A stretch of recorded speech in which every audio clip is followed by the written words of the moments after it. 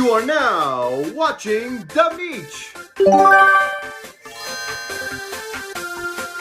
The way Nintendo has handled Everybody 1-2 Switch is nothing short of hilarious. When they announced the game, it was a shadow drop on Twitter where they just said, Everybody 1-2 Switch is coming. They didn't say anything about the game, only included one screenshot, and didn't even have a trailer alongside it. So that alone went to show how confident they were about this game. And eventually, we did get information about the game. I really wanted Nintendo not to have a trailer for the game or anything, and we just see the footage when the game released. I thought that would be hilarious, but what's even more funny is the video that they uploaded a day before the Nintendo Direct.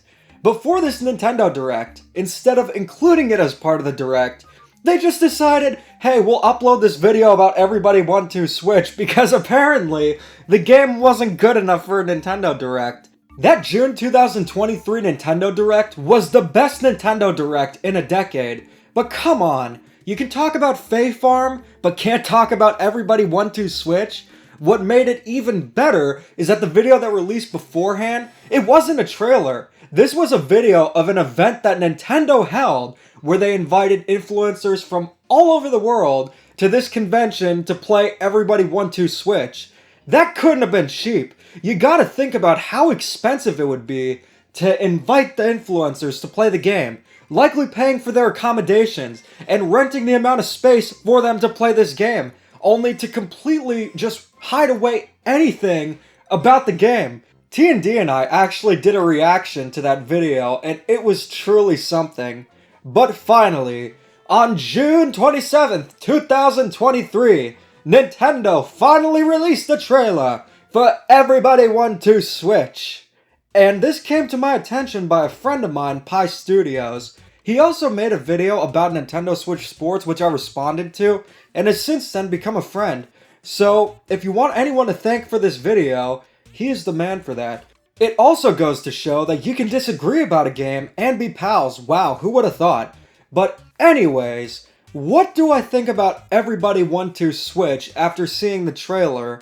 Well, there is quite a lot to think about, and my opinions about Everybody 1-2 Switch might just surprise you.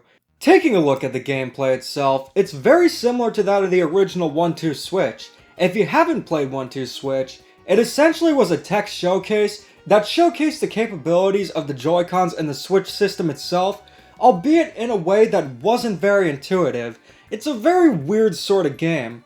The idea was having a game that you don't look at a screen, rather you look at the players in the eye and just use the features of the Joy-Cons, such as the HD rumble and the IR camera, for the game experience. Things such as counting the amount of balls rolling in the Joy-Con with the HD rumble, and even an eating contest where you point the Joy-Con IR camera to your face and you make an eating motion looking absolutely ridiculous.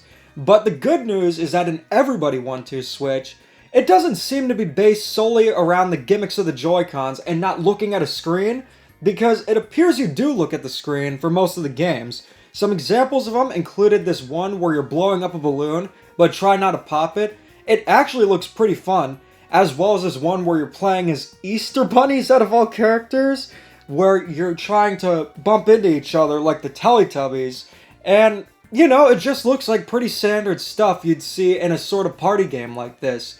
Nothing that's really standing out to be some of the worst Nintendo game material of all time. But then, they get into the aspect of the game that requires use of smartphones. Ah yes, one thing gamers absolutely love is having smartphone integration and having mobile games. Do you guys remember when Diablo Immortal was announced? Do you guys not have phones? Well, apparently they got Blizzard to work on this game. All jokes aside, I did find the phone exclusive minigames to look kind of boring. There were some of them, such as this one where you're taking pictures of different colored objects, as well as a bidding game, that either just look boring or sometimes wouldn't really work. Like, if you're in a room and you're playing this game that requires you to take a picture of a purple object, yet there isn't a purple object, how are you going to be able to play it unless there's an option to skip it? But even if there wasn't, it doesn't seem that intuitive or fun. It just seems kind of like, okay, this'll work. Sometimes, we want to have some phone integration. They just don't seem too well thought out and they don't look very fun. The final category is quite interesting because it allows you to use either the Joy-Cons or your phone to control the game up to 100 players. I really can't think of a scenario where there'd be 100 players playing the game outside of something like maybe a wedding, maybe if Nintendo hosts another convention, they better invite me this time, or maybe a karaoke night or cruise event. I can't think of many scenarios where you'd have that many players, but oftentimes, like at a party or such, you will have quite a large group of people. Considering the Nintendo Switch can only support up to 8 controllers, it's quite a novel concept, but does it look fun? There's the one Alien game which we were laughing about in a live stream where you're trying to lure in an alien doing this ha-hoo motion, almost like it's part of a cult and like Planet Earth's about to be recycled. And this one, I think it'd just be pretty funny to play at a party or such. It'd be something funny to play, just for the novelty of it. I don't think it would have much replay value, but it's quite amusing for one playthrough.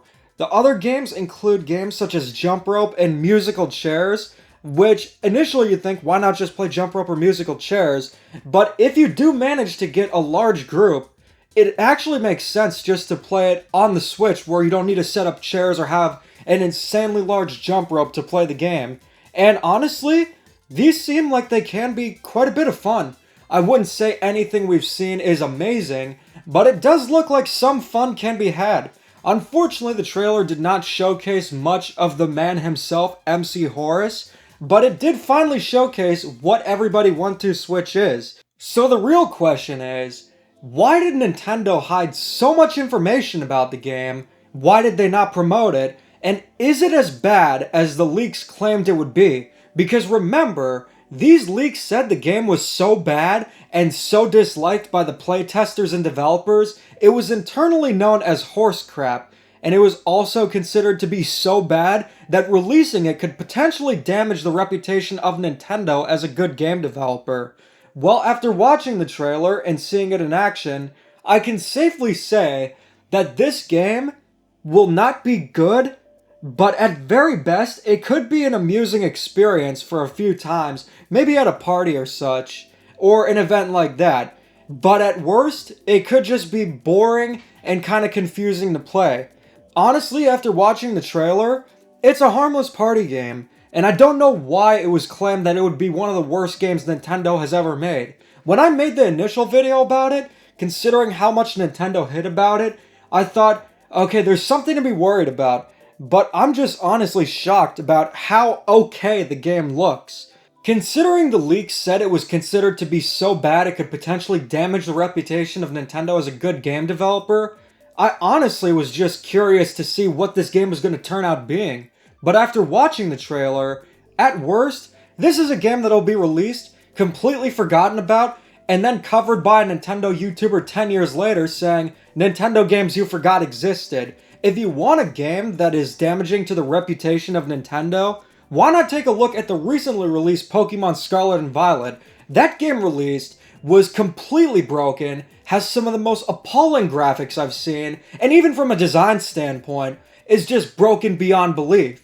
And even though Nintendo didn't directly develop it, they published it and had no problem releasing a Pokemon Scarlet and Violet Special Edition Nintendo Switch OLED alongside the game. Yes, Pokemon Scarlet and Violet sold very well, and you will have the Pokemon fanboys defending it saying if you ignore the game then it's amazing, but for me at least, that almost destroyed my confidence in Nintendo. But the good news is, it seemed like that game, Switch Sports, and Mario Strikers Battle League were just duds, because 2023 has proved to be an incredible year and showcases that Nintendo is fully capable of making amazing games, and that those 3 games were just duds, and I'm so relieved about that. But Everybody 1-2 Switch, I think it'll be the weakest game they've released this year, but it'll be anything beyond boring, that is if you're not playing it, because there's a lot of potential to make an insane video about it. I will definitely be doing a treasure episode on Everybody 1-2 Switch, and considering the horse masks, the nature of the game itself, it is going to be a wild ride. So what do you guys think? Let me know in the comments, and as always, keep calm and da-da on.